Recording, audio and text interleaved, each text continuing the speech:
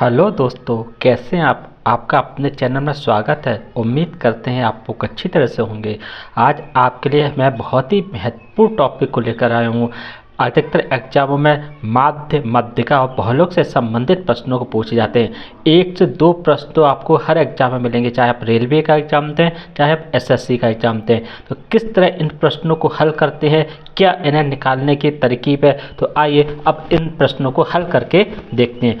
देखिए, यहाँ पर पहला जो प्रश्न आपको दिया गया है, ठीक है ना। तो पहला प्रश्न है कि दी गई संख्याओं का माध्य ज्ञात कीजिए। देखिए, माध्य के सवाल मिलते हैं तो हमें यहाँ पर क्या माध्य निकालना है। जब भी आपको इस तरह संख्याएं दी जाएं, यानी आंकड़े दिए जाएं या किसी और रूप में पूछा जाए कि माध्य निकालिए, तो हमेशा आप याद रखिए कि माध्य बराबर आप क्या करेंगे, माध्य,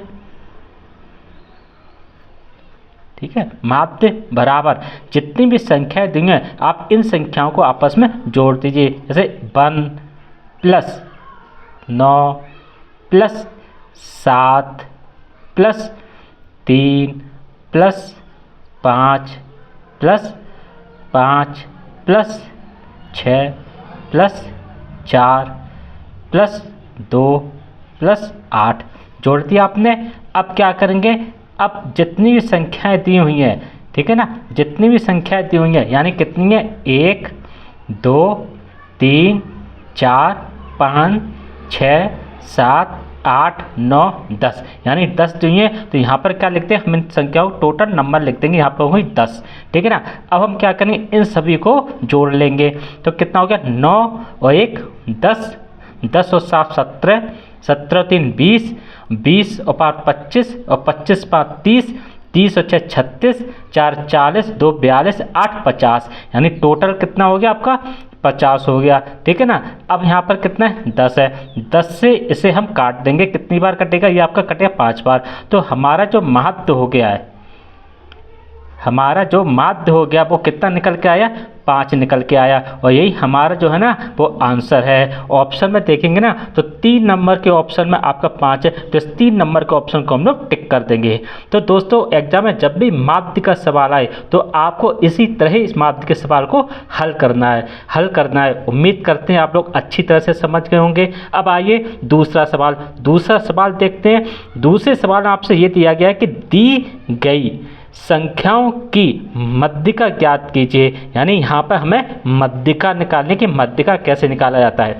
दोस्तों, जब भी मध्यिका का नंबर आए तो जो भी संख्याएं दी गई हैं, ठीक है ना, तो इन संख्याओं को आप क्या करेंगे, सबसे पहले इन संख्याओं को या तो आप आरोही क्रम में लिख लीजिए, या फिर आप अवरोही क्रम में लिख लीजिए, या ये कहें कि बढ़ते हुए क्रम में लिख लीजिए या घटते हुए क्रम में लिख लीजिए। तो आइए हम इन्हें लिखते हैं आरोही क्रम में। तो आरोही क्रम में लिखेंगे तो हम बढ़ते हुए क्रम में लिखेंगे। तो सबसे छोटी संख्या क्या, 1 है, तो यहाँ पर हम लिख लेंगे 1, ठीक है ना दोस्तों। अब उससे छोटी संख्या कितनी दिखाई दे रही है, हमें 3 दिखाई दे रही है, तो हम यहाँ लिख लेंगे 3, ठीक है ना। इसके बाद 3 से बड़ी संख्या, 1 से बड़ी संख्या 3 हो गई। 3 से जो बड़ी संख्या है वो हो गई आपकी 5, ठीक है ना, 5 हो गई आपकी, ठीक है ना। 5 से बड़ी संख्या अगर हम देखें तो 5 से बड़ी संख्या यहाँ पर 6, तो हमने यहाँ पर 6 लिख लिया। अब 6 से बड़ी संख्या जो हमें यहाँ पर दिखाई दे रही वो 9 दिखाई दे रही है, तो यहाँ पर कितना हो गया आपका, 9 हो गया। 9 से बड़ी जो संख्या है वो आपकी क्या है, 11 है, तो यहाँ पर हमने 11 लिख लिया। और 11 से जो बड़ी संख्या है वो हमें 19 दिखाई दे रही है, तो यहाँ पर 19 हो गया, ठीक है ना दोस्तों।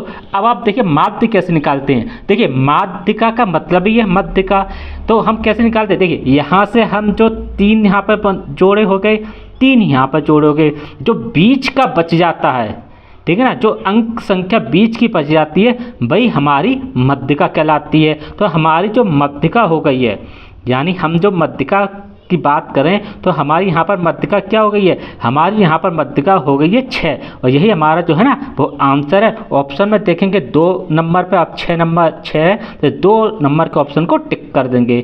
तो दोस्तों, जब भी आपको मध्यिका का प्रश्न आए या इस तरह की संख्याएं दी जाएँ तो आपको बीच का पहले या तो ना आरोही क्रम में लिख लीजिए या अवरोही क्रम में लिख लीजिए, ये जरूरी होता है लिखना। उसका जो भी बीच का अंक आए, ठीक है, जो बीच की संख्या है बस वही हमारी जो है मध्यिका होगी।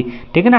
अब एक और कॉन्सेप्ट देखते हैं मध्यिका का, यानी जो तीसरे नंबर का प्रश्न है वो क्या है, ये भी है कि दी गई संख्याओं की मध्यिका ज्ञात कीजिए। मध्यिका इसमें भी दी गई है, ठीक है ना, लेकिन अब इसमें क्या है, देखिए यहाँ पे भी सबसे पहले हम क्या करेंगे, आपका ऊपर वाला ही मैंने प्रश्न आपको दिया हुआ है कि इन्हें भी हम सबसे पहले क्या करेंगे, आरोही क्रम में लिख लेंगे। तो जब हम आरोही क्रम में लिखेंगे तो क्या आएगा, 1, ठीक है ना, 1 के बाद क्या आएगा आपका 3, 3 के बाद क्या आएगा आपका 5, और 5 के बाद यहाँ पर क्या आएगा आपका 6 दिया है, और 6 के बाद क्या दिया है आपका, 6 के बाद आपका यहाँ पर आएगा 8, ठीक है ना, 8 के बाद क्या आएगा आपका 9, 9 के बाद 11, और 11 के बाद आ गया 19, लिख लिया।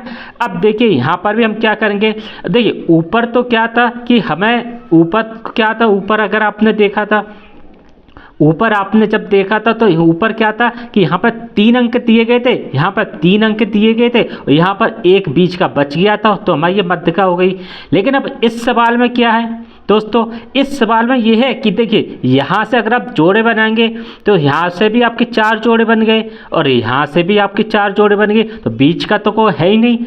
तो अब ऐसी स्थिति में क्या करते हैं, ऐसी समस्या कैसे सॉल्व करते हैं, तो देखिएगा जब भी ऐसी समस्या आ जाए कि मान लीजिए एक भी बीच का अंक ना हो, तो आप क्या करेंगे, यहाँ से आप जोड़े बना लीजिए, ठीक है ना, और यहाँ पे 3 का जोड़ा कर लीजिए। जो बीच की 2 संख्याएं हो, जो बीच की 2 संख्याएं हो ना, ठीक है ना, उनका आप क्या करेंगे, आप क्या करेंगे, उनका 6 + 8 दोनों को आपस में जोड़ देंगे, और बटा कितना कर देंगे, आप 2 कर देंगे।